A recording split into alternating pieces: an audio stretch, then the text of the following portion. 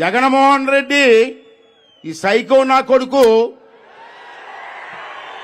మీరందరూ అనుకుంటున్నారు ఏంటంటే మీరందరూ ఏమనుకుంటున్నారంటే చిన్న దొంగ అనుకుంటున్నారు. ఇది చిన్న దొంగ కాదు, చాలా పెద్ద దొంగ. మీకు ఒక విషయం చెప్పాలి, వీడు చిన్న దొంగ కాదు, ఆర్థిక ఉగ్రవాది. ప్రెస్ వాళ్ళు రాసుకోండి హెడ్లైన్స్. వీడు ఆర్థిక ఉగ్రవాది, ధన పిశాచి. ఎందుకన్నానంటే ఈ మాటలు, వీడి మీద ఎన్ని కేసులు ఉన్నా తెలుసా మీకు? మీరు జైలుకి వెళ్ళాడు అనుకుంటున్నారు, వీడి మీద ఎవరికీ లేని కేసులు ఉన్నాయి. ఒకసారి చూసుకుంటే ఆశ్చర్యపోతారు మీరు. సిబిఐ కేసులు 13 కేసులు, ఈడీ కేసులు 9, ఇతర కేసులు 9. ఇన్ని కేసులున్న ముఖ్యమంత్రిని ఎక్కడైనా భారతదేశంలో చూశారండి మీరు? ఇటువంటి పనికిమాల నా కొడుకా మనకు ముఖ్యమంత్రి? ఆంధ్ర రాష్ట్ర ప్రజలు సిగ్గుపడవలసిన అవసరం ఉందా లేదని అడుగుతున్నాను ఈవేళ. ఆ రోజు మాయ మాటలు చెప్పాడు, మీకు తెలుసు. ఎన్ని మాయ మాటలు చెప్పాడండి, ప్రజలను నమ్మించాడండి. ఏయ్ జగన్మోహన్ రెడ్డి, ఆ రోజు పాదయాత్ర చేయడం కాదురా, ఈరోజు చెయ్యరా దమ్ముంటే. ఈరోజు చేయి దమ్ముంటే. చెయ్యలేవు, నాకు తెలుసు, నీకు తెలుసు చెయ్యలేవని. అందుకే హెలికాప్టర్లు తిరుగుతాడు ఈ మధ్యని, రోడ్డు మీద తిరుగుతున్నాడు. ఎక్కడన్నా 6 కిలోమీటర్లు 8 కిలోమీటర్లు కూడా హెలికాప్టర్లు తిరిగే పరిస్థితి వచ్చింది వాడికి. ఎందుకు వచ్చిందంటే రోడ్డు మీద పాదయాత్ర చేస్తే మగాలి కాదు, ఆడవాళ్ళు చెప్పులు ఇచ్చి కొడతారు. ఇవాళ పోలీసులు ఉన్నారు ఇక్కడ. ఈ పోలీసులు లేకుండా పాదయాత్ర చేయమనండి. పోయి పోలీసులు ఇక్కడ చాలా మంది ఉన్నారు, మీకు కూడా చెప్తున్నాను, మీ డబ్బులు కూడా తెప్పించారా బాబు, తెలుసా మీకు? పోలీసులు ఇక్కడ ఉన్నారా? వినండి వినండి. అటువంటి దొంగోడి కాపలా కాయడం కాదు, ప్రజలకు కాపలా కాయండియా. మీరు భార్య పిల్లల కోసం దాచుకున్న డబ్బు కూడా దోషించాడు ఈ జగన్మోహన్ రెడ్డి, మీకు తెలుసా? అసలు ఆలోచన చేయండి. ప్రజాస్వామ్యాన్ని కాపాడండి, ఈ రాష్ట్రాన్ని కాపాడండి అని చెప్పి మీ అందరికీ కూడా ఈ సభ ద్వారా మనం చేస్తున్నాను. ఒకసారి చూడండి మీరు ఎన్ని మాటలు చెప్పాడండి. ఎంపీని గెలిపించండి అయ్యా. కేంద్ర ప్రభుత్వం మోడీ గారి మెడలు ఉంచి ప్రత్యేక హోదా తెస్తాడని గుర్తుందా తమ్ముళ్ళు? ఇప్పటికి 18 సార్లు ఢిల్లీ వెళ్ళాడు, ప్రత్యేకమైన ఫ్లైట్లో వెళ్ళాడు. మోదీ గారు రూమ్లోకి వెళ్తాడు, తలుపులు వేసుకుంటారు, 20 నిమిషాల తర్వాత బయటకు వస్తాడు. వచ్చిన తర్వాత ప్రెస్ వాళ్ళు చెప్పాలి, మోడీ గారితో ఏం మాట్లాడి చెప్పాలి కదా, చెప్పడం, ఇలా ఊపుకుంటూ పోతూ ఉంటాడు. నాకు అనుమానం వస్తుంది, లోపలికి వెళ్ళి 20 నిమిషాలు ఏం చేసేవారు లోపల? ప్రత్యేక హోదా అడిగావా? ఏమిటి పిసికెత్తున్నావా? కాలు పిసికెత్తున్నావా? మరి 18 సార్లు ఢిల్లీ ఎందుకు వెళ్ళావు నువ్వు? ఏ పని మీద వెళ్ళావు అడుగుతున్నాను ఈవేళ. వాడి కేసులు కాపాడుకోవడం కోసం, వాళ్ళ బాబాయ్ కేసు కాపాడుకోవడం కోసం ఢిల్లీ వెళ్తాం తప్పించి ప్రత్యేక హోదా కోసం కాదు తమ్ముడు. ఒకసారి మీరు అందరూ కూడా అర్థం చేసుకోవాల్సిన అవసరం ఉందని చెప్పి మనం చేస్తున్నాను ఈవేళ. సోదరులారా, మీ అందరికీ తెలుసు, పోలవరం అది ఆంధ్ర రాష్ట్రానికి ఒక వరం. అది పూర్తయితే 8 లక్షల ఎకరాల పైన ఉత్తరాంధ్ర వరకు సాగు అవుతుంది, కొన్ని లక్షల ఎకరాలు సాగు అవుతుంది, కరెంటు ఉత్పత్తి అవుతుంది, చుట్టుపక్కల గ్రామాలన్నిటికీ మంచి నీరు వస్తుంది. అటువంటి పోలవరాన్ని చంద్రబాబు నాయుడు గారు వరంగా తీసుకొని ప్రయత్నం చేస్తే 72% మేము పూర్తి చేస్తే, నా కొడకల్లారా ఏం చేశారా మీరు ఈ 4 సంవత్సరాలు అడుగుతున్నాను నేను. 2% కూడా పూర్తి చేయలే. నువ్వే ముఖ్యమంత్రి అడుగుతున్నాను ఈవేళ. మొన్నటి వరకు ఇరిగేషన్ మినిస్టర్ నెల్లూరు జిల్లా ఎవరంటాడు? అనిల్ కుమార్. అమ్మో, అసెంబ్లీలో తొందర ఎందుకు బ్రదర్, వచ్చేస్తాం బ్రదర్, పారేస్తాం బ్రదర్ అన్నాడు. ఆ నీరు కనపడలేదు, ఆడు కనపడలేదు ఎక్కడ. తర్వాత ఇప్పుడు ఒక్క కొత్త మంత్రి వచ్చారు, అంబటి రాంబాబు గారు పోలవరం ప్రాజెక్ట్ ఏంటంటే నాకు అరగంట చాలు అంటాడు. అదే పోలవరం గురించి చెప్పబోయే అంటే నాకు అరగంట చాలు అంటే దేనిగా అరగంట? మా విశాఖపట్నంలో మంత్రి ఉన్నాడు, ఇప్పుడు లేళ్ళని తీసి పారదెప్పారు, అవంతి శ్రీనివాసరావు. శ్రీనివాసరావు గారు ఏం చేస్తున్నారంటే నాకు గంట చాలు అంటాడు. ఇక్కడ రింగిల్ రాణి ఉంది రోజా, ఆవిడ టూరిజం మినిస్టర్. మా విశాఖపట్నంలో అరకు, పాడేరు అంతా టూరిజం ఏరియా. ఒకసారి విశాఖపట్నం వస్తే మంత్రి గారు మా పాడేరులో కానీ అరకులో కానీ ఏదో ప్రాజెక్ట్ ఇవ్వండి అంటే దాని గురించి చెప్పదు, నా సొగసు చూడు మాయా అంటది. ఏంటి మంత్రులు ఏంటి నాకు అర్థం కావట్లే. మేము అడిగింది ఏంటి, నీ ఉద్యోగం ఏంటి, నువ్వు మాట్లాడే మాటలేంటి? ఇవాళ లోకేష్ గురించి మాట్లాడతావా? ఏంటి నీకు అర్హత ఉంది రోజా? నీ మేకప్ చూస్తే రాత్రులు కూడా భయపడిపోతాం, పగల భయపడిపోతాం. అంచేత ఇటువంటి మంత్రులు, ఇటువంటి పరిపాలన ఈరోజు రాష్ట్రంలో నడుస్తుంది. దాన్ని మనం కాపాడుకోవాల్సిన అవసరం ఉంది. రాష్ట్ర భవిష్యత్తుని కాపాడవలసిన అవసరం ఉంది. మన పిల్లల తాలూకు భవిష్యత్తుని కాపాడవలసిన అవసరం ఉందని చెప్పి ఈ సందర్భంలో మీ అందరికీ మనం చేస్తాను. సోదరులారా, మీకు తెలుస్తూ ఉద్యోగస్తులు ఉన్నారు రాష్ట్రంలో. వాళ్ళందరూ కూడా బాగా చదువుకున్న వ్యక్తులు, ఆలోచన చేయకుండా తప్పుడు చేశారు. మొన్న మా ఎలక్షన్లో ఎలక్షన్ అయిందని నా దగ్గర కొంతమంది వచ్చారు. సార్, జగన్మోహన్ రెడ్డికి 2 చేతులతో ఓట్లు ఇస్తాం సార్ అన్నారు నాతోటి. తర్వాత ఆయన వెళ్ళిపోయిన తర్వాత ఆ దొంగనా కొడుకు మోసం చేశాడు సార్ అంటున్నారు. వాళ్ళని మోసం చేశాడు. అంటే ఈవేళ ఉద్యోగస్తులకి సిపిఎస్ ఇస్తానన్నాడు. ఆ రోజు మీటింగ్లో చెప్పాడు, తమ్ముడు వారం రోజులని సీఎం అవుతున్నాను, వచ్చినన్నే సిపిఎస్ అన్నాడు. ఈవేళ 4 సంవత్సరాల అయిపోయింది. మరి సిపిఎస్ ఎక్కడుంది తమ్ముడు? ఉద్యోగస్తులారా అసలు ఆలోచన చేయండి. మీరందరూ కూడా అర్థం చేసుకోవాల్సిన అవసరం ఉంది.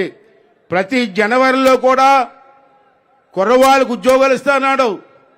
గెలిచిన వెంటనే 7 లక్షల మందికి ఉద్యోగాలు ఇస్తాడు. ఇవాళ ఏ కుర్రవాడికి ఉద్యోగాలు ఇచ్చావు నువ్వు? ఒక ఫ్యాక్టరీ అనేది ఇచ్చావు రాష్ట్రానికి? ఉన్న ఫ్యాక్టరీలన్నీ పారిపోయారు. సాఫ్ట్వేర్ కంపెనీ పోయింది, హార్డ్వేర్ కంపెనీ పోయింది, ఆఖరికి అండర్వేర్ కంపెనీ కూడా పోయింది.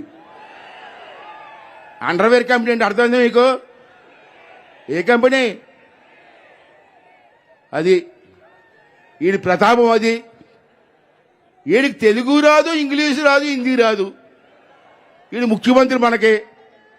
నేను అడుగుతున్నాను, వీడు పెద్ద నత్తినా కొడుకు. మొన్న రాజమండ్రి వచ్చాడు. రాజమండ్రి ఆ మీటింగ్లో రాజమహేంద్రవరం అని పలకలేకపోయాడు వీడు. వీడనే ముఖ్యమంత్రి మనకి. లోకేష్ బాబు ఎలా మాట్లాడతాడు? దమ్ముంటే రాలేదు మాట్లాడదాం. రాలేవు నువ్వు.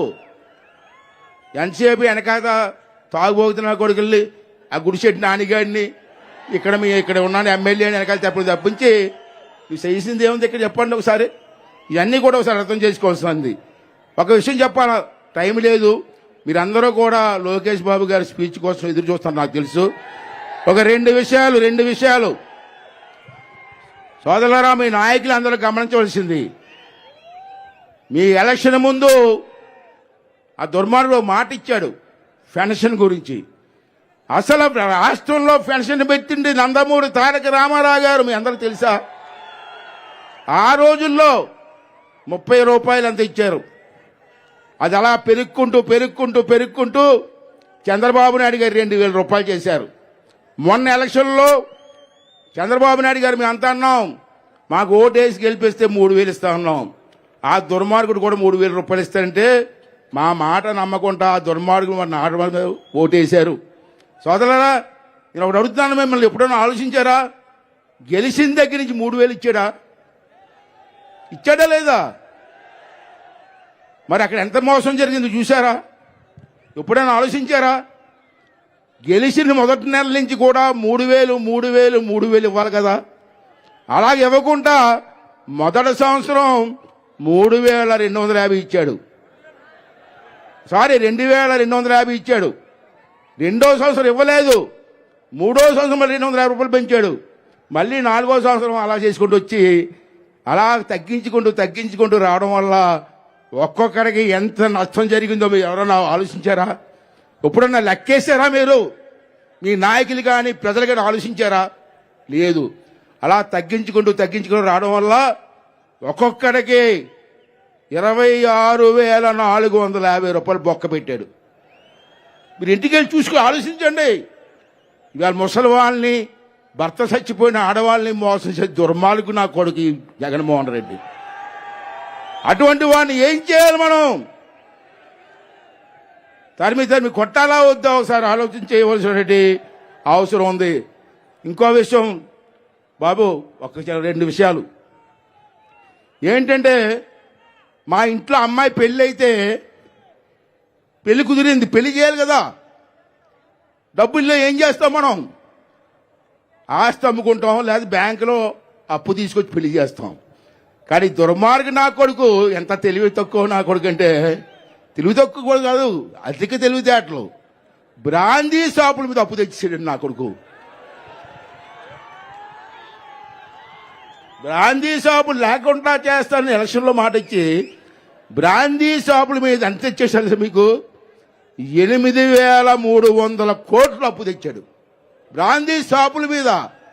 ఎప్పుడన్నా విన్నారా? మళ్ళీ వడ్డీ ఎంతో తెలుసా? అప్పుకి 9.62% వడ్డీ. ఎన్నాళ్ళకి తనఖా పెట్టాడు తెలుసా మీకు? 25 సంవత్సరాలు తనఖా పెట్టాడు. ఈ నా కొడుకు 6 నెలల్లో జైలుకి పోతాడు, 25 సంవత్సరాలు తనఖా పెడతాడా? ఒకసారి ఆలోచన చేయండి, ఎంత దుర్మార్గం ఇది. ఇంకో విషయం, 30 లక్షల మందికి ఇల్లు కడతానన్నాడు ఆ రోజు. మీ అందరి ముందు మాట ఇచ్చాడు. ఇప్పటికీ చెప్తాడు కొన్ని మీటింగుల్లో, 30 లక్షలు ఇల్లు ఇచ్చాను, 30 లక్షలు ఇల్లు ఇచ్చానంట. అలాగా అసలు విషయం చెప్పంటారా మీకు? 30 లక్షల ఇల్లు కాదు, ఒక్కొక్క ఇంటికి 1,80,000 రూపాయలు ఇస్తున్నారు గవర్నమెంట్. ఆ 1,80,000 రూపాయలు కూడా 1,50,000 రూపాయలు కేంద్ర ప్రభుత్వం ఇస్తుంది, ఈడు కాదు. ఇంకా 30,000 ఉంది, ఆ 30,000 కూడా ఈడు ఇవ్వట్లేదు. ఉపాధి హామీ పథకం నరేగా డబ్బుల్లో కూలీలు డబ్బులు తీసి మీకు ఇస్తున్నాడు. అంటే 1,80,000 రూపాయలు కూడా ఈడు ఇవ్వలే, ఒక పైసా కూడా ఇవ్వలే. కానీ దుర్మార్గుడు ఇల్లు నేను కట్టాడు. మోదీ గారి కొడుకు పుడితేట ఈడు ముద్దులు పెట్టుకుంటాడా? సిగ్గుందరా నీకు? ఏం జన్మరానిది? ఒకసారి ఆలోచన చేయవలసినటువంటి అవసరం ఉందని చెప్పి ఈ సందర్భంలో మీకు మనవి చేస్తూ, సోదరులారా, రాబోయే రోజుల్లో రాష్ట్ర భవిష్యత్తు మనకు ముఖ్యం. విశాఖపట్నాన్ని తగలబెట్టేశారు, సుమారు లక్షలాది కోట్లు తగలబెట్టేశారు. ఈవేళ కూడా స్కామ్ జరిగింది, ఇప్పుడే మధ్యాహ్నం మాట్లాడాను నేను. రాష్ట్రాన్ని అంతా తగలబెట్టేశారు. ఈ రాష్ట్రాన్ని కాపాడవలసిన బాధ్యత ఈ రోజు మీ అందరి మీద ఉందని చెప్పి మనవి చేస్తాను. సైనికుల్లా పనిచేయండి, రాష్ట్ర భవిష్యత్తుని కాపాడండి, మన పిల్లల భవిష్యత్తుని కాపాడండి, తెలుగుదేశం పార్టీని గెలిపించండి. నారా లోకేష్ గురించి నేను చెప్పనవసరం లేదు, అతనికి అది నిరూపించుకున్నాడు. అతను పాదయాత్ర పెడతా ఉంటే నడవలేడు, మాట్లాడలేడు అని చెప్పారు చాలామంది అదోలో. ఈవేళ అతను నడుస్తూ ఉంటే గుండులు అదిరిపోతున్నాయి నా కొడుకులందరికీ కూడా. అతను మాట్లాడుతూ ఉంటే నేనే ఆశ్చర్యపోయా, ఎంత మమేక అవుతున్నారండి. ఆ రోజు ఎన్టీ రామారావు గారు వ్యాన్ ఎక్కి ఎలా తిరిగి అందరితో మమేక కలిసిపోయాడో, ఈవేళ పాదయాత్ర స్టార్ట్ అయిందని నేను రోజు టీవీలో చూస్తున్నాను. అంతతో కలిసి అన్ని వర్గాలతో కలిసి మాట్లాడుతూ సొమ్మెత చేస్తూ ఏం కావాలో ఏం చెయ్యాలో చెప్పండి, నాన్నగారితో ఆలోచించి మీకు మేలు చేస్తానని మాట్లాడి పరిసుకొచ్చారంటే, ఇటువంటి నాయకత్వాన్ని మీరు అందరూ కూడా ఆశీర్వదించాలా. ఈ రాష్ట్రాన్ని అభివృద్ధి చేయాలా, రాష్ట్ర భవిష్యత్తుని కాపాడుకోవాలా, అంతేకాకుండా మన పిల్లల భవిష్యత్తుని కాపాడాలని చెప్పి మరొకసారి మీ అందరినీ మనస్ఫూర్తిగా కోరుకుంటూ, మరి రాబోయే రోజు రేపు ఎలక్షన్లో తెలుగుదేశం పార్టీని గెలిపించి ఈ రాష్ట్ర భవిష్యత్తుని కాపాడమని చెప్పి ప్రతి ఒక్కరికి కూడా మనస్ఫూర్తిగా కోరుకుంటూ సెలవు తీసుకుంటున్నాను.